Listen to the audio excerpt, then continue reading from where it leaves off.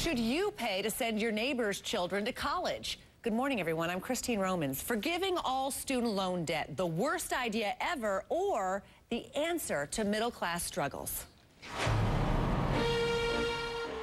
Graduation day, a major milestone, a time of jubilation.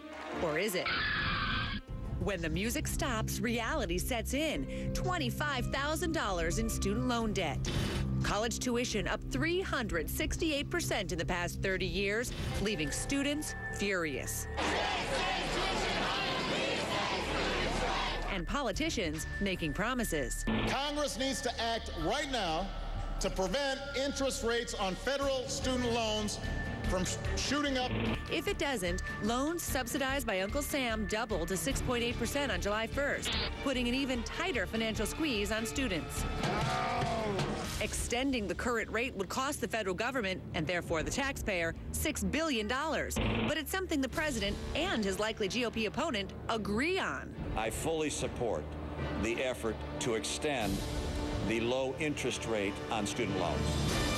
President Obama and Governor Mitt Romney both out this week courting the youth vote, both in favor of keeping interest rates low on subsidized loans. But some say that doesn't go far enough. Let's bring in Andrew Ross. He's a professor of social and cultural analysis at New York University. He's also a leader in the Occupy Student Debt campaign. And Will Kane, of course, is a frequent CNN contributor. Welcome to the program. Nice to meet you. My pleasure. I know you've had a very busy week. You say the student loan debt is morally unsustainable and that we should forgive this debt. Isn't that essentially asking people to pay for their neighbor's education? I wouldn't put it that way. No, education is a public good, and it's public goods are things that society benefits from as a whole. It's in our interest, our public interest, to have an educated citizenry. In the 20th century, we decided that we would fund high school education for everyone in this country. In a 21st century society, if we're going to have a middle class, we have to fund higher education. So use properly. taxpayer money to just forgive $1 trillion in student loan debt, just like that. Well, we have $1 trillion. That's not the only thing I think our campaign stands for. Our campaign stands for free public education.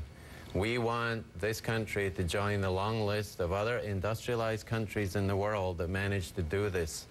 And none of them are as affluent as the United States of America. And that's the other part of the big debate. Should we be giving everyone a free education in this country? Well, I mean, the professor describes education as a public good, but I would ask him to distinguish education as a public good that you say benefits society from, say, housing. It certainly benefits society for everyone to have a roof over their head, or water, or food for that matter. So are these all public goods that should be provided to people for free of cost?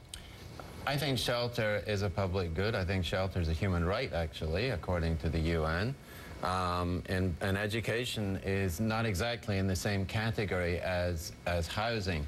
The fact is, however, that our government increasingly wants to withdraw from its responsibility to fund higher education and will compel students who are supposed to be the beneficiaries to pay for it privately. We have an indebted citizenry as a result. This $1 trillion debt is going to multiply unless something serious is done about it. You describe that as an immoral prospect, that we allow students to rack up this debt. And you describe so many things now as public goods that presumably it would be immoral not to provide. And if your analysis stops there, these are highly desirable products, we should provide them to people, well, then it's hard to disagree. But it begs one question: at whose cost? At whose expense? In this country, we used to have a much higher national priority for education. We had free public education systems in New York and California.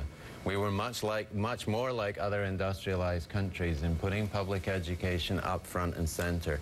Over the last few decades, education has shifted much lower down that list of national priorities. Let's listen. I want to listen to something that Representative Virginia Fox said. I mean, she's giving students, I think you could say, some tough love. Listen to what she said on the Gordon Liddy radio show.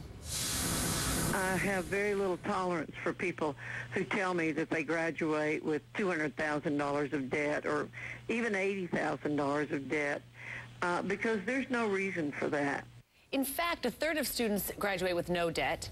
Two-thirds of students graduate with about $25,000 on average. And if there's a job on the other end, technically, that should be a manageable amount of debt. How much of this is personal responsibility Well, it's entirely about personal responsibility. If a student makes a voluntary contract to take on a certain amount of debt, and we suggest that the average is about $25,000, that students come out of college with that level of debt, I don't understand why this is some kind of moral abrogation to say you should not repay that contract which you made. If you want to talk about responsibility, let's talk about the lending industry.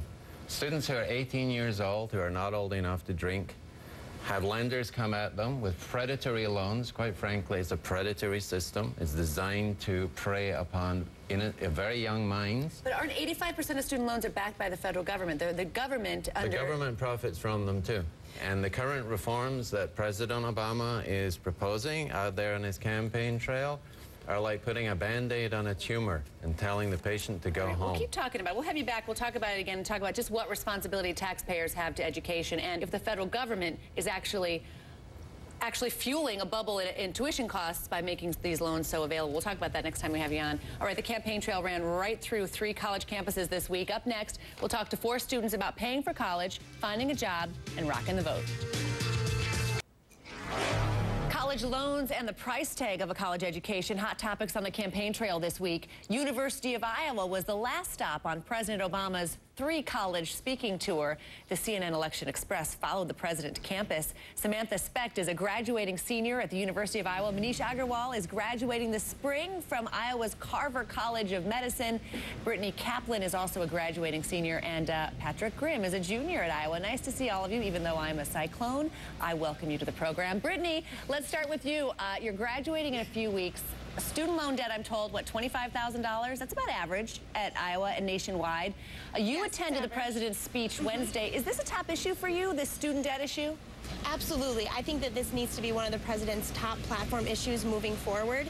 The cost of our debt for students is unbelievable, and it's difficult that we're going to need to be going into the job market with this burden on our shoulders. It's just unfair. Patrick, you've got another year until graduation. You've got about $28,000 in student loan debt. You will by then, and you're pre-law, Patrick. Pre-law, planning on going to law school. That means more loans. And I'm going to tell you, in the past 4 years, law school grads have faced sinking employment rates. I'm sure you've heard this. Rising tuition, difficult job hunts. It's all the talk on the campaign trail. Did you ever reconsider your law bent based on what's happening in the economy and your decision to get a post-secondary degree? Well, unfortunately, it's sort of a lesser of the two evils approach. I'm a political science, public policy major. Those fields don't have a whole lot of hiring. So unfortunately, if I'm not looking at a STEM degree, I very much have to pursue a professional degree as a means to actually ascertaining a salary in the future that will allow me to kind of afford these massive loans that I'm Yeah, and you're going to have to really hustle in the job market because there are a lot of other kids who are graduating with law degrees and there are not enough law jobs to do it, making that law degree work in some part of the economy that's growing. And Samantha, speaking about STEM, there's also healthcare, and that's a growing part of the economy. You're a nursing major, no student loan debt. I wish I could ring a bell. Congratulations for you, but you're still looking for a job. You're active in the College of Republicans at Iowa. Can you tell me a little bit about looking for a job and what you're seeing on the campaign trail? What's important for you? Well, I have a couple interviews lined up already, but it's very competitive to get into a good hospital.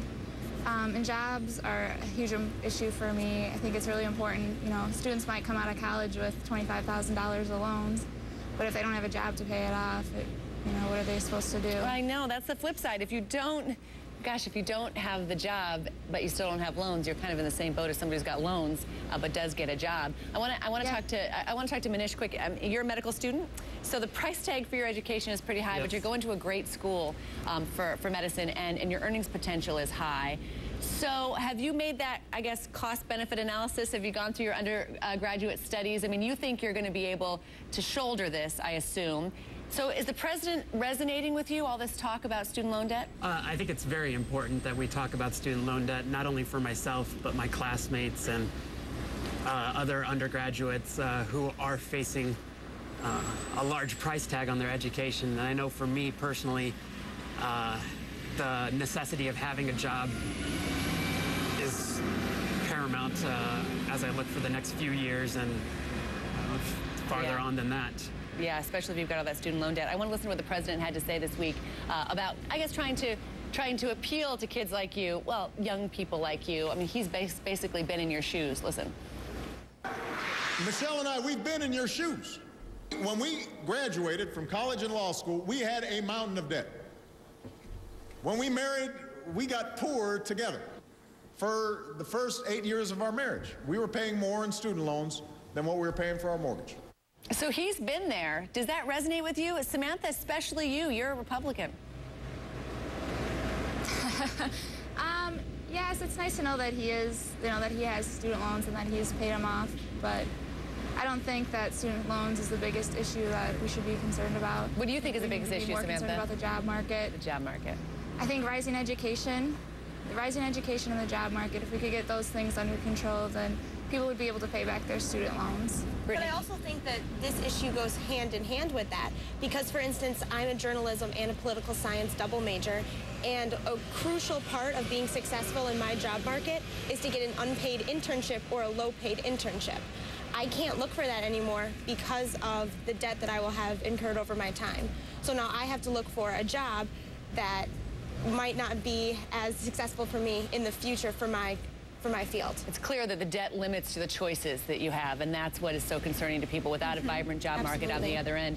I think that once the job, getting the jobs fixed, no matter what demographic we talk to, getting the jobs fixed is the #1 issue for so many people. Brittany, Patrick, Samantha, Manish, thank you for joining us. Come back again. We want to keep up to date on your progress, and have a great spring there in Iowa.